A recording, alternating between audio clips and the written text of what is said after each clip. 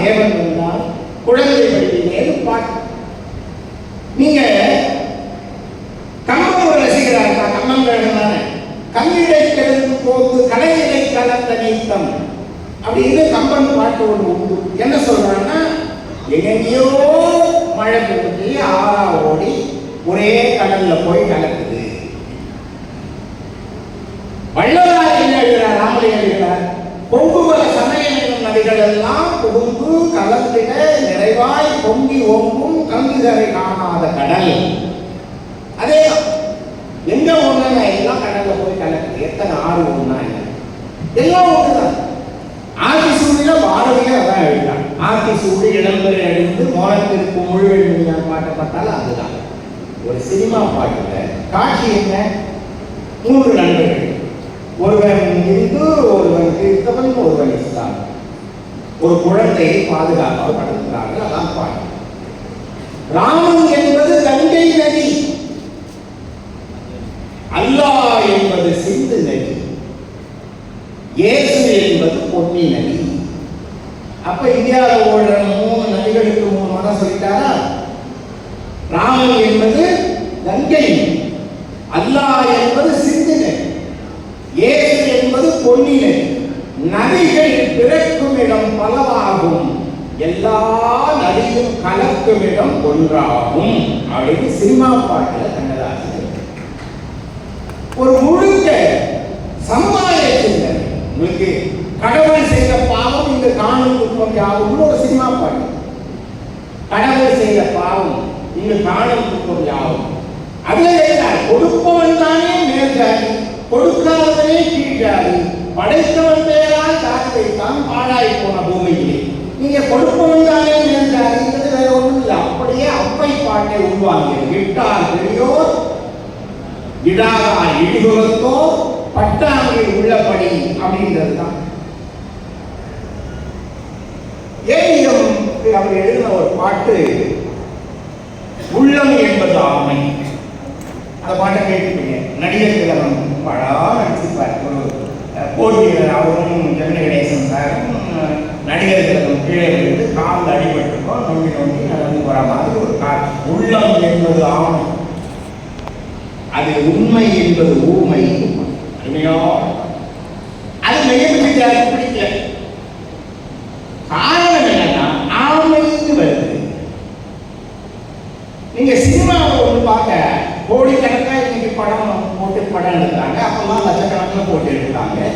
அவங்க ரொம்ப சென்டிமெண்ட் பார்ப்பாங்க. இந்த இப்படி நடக்கணும், இந்த சொல் இருக்கணும், இந்த சூழ்நிலை இருக்கணும். ஆமைன்னா பொதுவாக நெகட்டிவாக தான் பார்க்குறோம். ஆமை புகுந்த வீடு. அப்போ மேற்கத்தியாசம் சொல்லியிருக்காங்க, நல்ல பாட்டு, அருமையா இருக்கு. ஆனா அந்த ஒரு வரிய மாற்ற உள்ளம் என்பது ஆமை அது வேண்டாம். அந்த வார்த்தை எடுத்துட்டு வேற போங்க. கண்ணதாசன் தெரிஞ்சவங்களுக்கு என்ன சொல்லியிருக்காங்க, வேண்டாம் புது பாட்டு எழுதித்தரேன், இல்லை இந்த பாட்டு அப்படியே மாற்ற மாட்டேன். அப்புறம் அந்த பாட்டு அவ்வளோ ஒரு சிறப்பான பாட்டு. எதுக்கிட்ட சொல்றோம்னா அதுல ஒரு வரி வரும் பாருங்க. அந்த ஒரு வரியை முதல்ல கேட்டப்ப கம்பன் பொறுப்பாளர்கள் மேடையில் இருப்பீங்க, உங்களுக்குலாம் விஷயம் தெரியும். கம்பன் ராமாயணத்துல காண்டம் தனித்தனியாக வச்சிருப்பான். பாலகாண்டம், வேட்டை காண்டம், ஆரங்க காண்டம். ஒவ்வொரு காண்டத்துக்கும் ஒரு கடவுள் வாழ்வு, யுத்த காண்டத்துக்கான ஒரு கடவுள் வாழ்வு. ஒன்றே ஒன்றேயாம், பலவே என்றுரைக்கும் பலவேவாம், அன்றே அன்றேயாம், ஆமே நாமேயாம், இன்றே உலகத்துக்கு என்ன சொல்ல வர கம்பன்னா கடவுளுக்காக சண்டை கொடுத்தது. கடவுள் இப்படிதான் இருக்கான் அப்படின்னா அப்படியே இருக்கான். இல்ல அவர் வேற மாதிரி இருக்காரா, வேற மாதிரி இருக்கட்டும். கடவுளுக்கு உருவம் இருக்கா, இருக்கட்டும். கடவுளுக்கு உருவம் இல்லையா, இல்லாம போட்டோம்.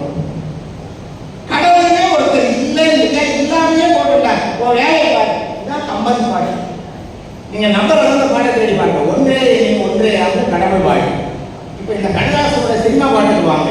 உள்ளம் என்பது ஆமை பாட்டுல கண்ணதாசன் இந்த பாட்டை கேட்டவுடனே அவ்வளோ அதிசயம் ஆயிடுச்சு.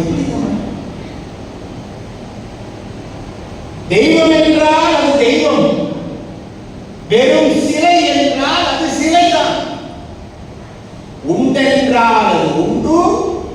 இல்லை என்றால் அது இல்லை. நீ கோயிலுக்கு போய் கும்பிடுங்க, சிலைன்னா கல்லுடா. இல்லைன்னா அது கடவுள்னா அதான் கடவுள். கடவுள் இருக்கான்னா இருக்கான், இல்லைன்னா இல்லை.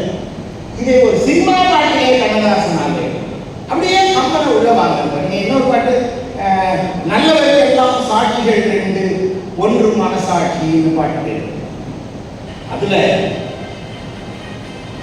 நதி வெள்ளம் காய்ந்து விட்டால் நதி செய்த குற்றம் இல்லை, விதி செய்த குற்றம் என்று வேறு யாருமான ஒரு வரி வரும், கேட்டிருப்பீங்க. நதி வெள்ளம் காய்ந்து விட்டால் நதி செய்த குற்றம் இல்லை. அப்படியே கண்ணன் தான் ரொம்ப கோபத்துல லட்சுமணன் இருக்கும்போது ராமன் வந்து சமாதானப்படுத்தும் போது சொன்ன பாட்டு, நதியின் பிழை என்று நரும் குரலின்மை, அற்றே பகையின் பிழை என்று பயந்து நம்மை குறைந்தாள், மலையின் பிழை என்று பகன் பிழை என்று விதியின் பிழை. கம்பன் சொன்னதை அப்படியே கொண்டு வந்து விதி அப்படிங்கிறத பற்றி கண்ணதாசன். இந்த விதிங்கிறத பற்றி இயேசுநாதர் பேசினார் பாட்டு.